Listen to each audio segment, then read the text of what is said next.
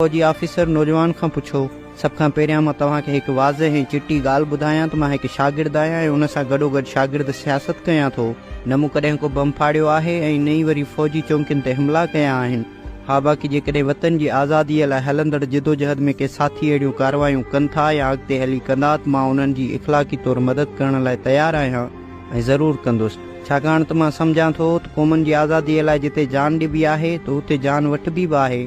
उनखे अव्हां जेकॾहिं दहशतगर्दी था चओ त मां ख़ुशीअ सां उहो क़बूलु कंदुसि त हा, मां दहशतगर्द ई आहियां, छाकाणि त मां पंहिंजे वतन जी आज़ादीअ लाइ जिदोजहद करे रहियो आहियां ऐं हिकु देशभक्त साम्राज लाइ दहशतगर्द हूंदो आहे ऐं पंहिंजी क़ौम लाइ फ़ख्रु हूंदो आहे। नौजवान फ़ौजियुनि अॻियां पुरएतमाद थी पंहिंजो बयानु ॾिनो। पहिरीं नंबर कुर्सी ते वेठल फ़ौजी ऑफिसर अछो पनो ऐं पेन खणी कुझु लिखणु लॻो। विच में वेठल फ़ौजी ॻाल्हायो, तोखे फ़ौजी कोर्ट तरफ़ां लिखत में अदालती बयानु जमा कराइण जी इजाज़त ॾिजे थी।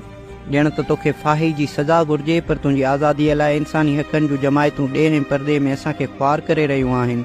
तोखे टार्चर सेल मां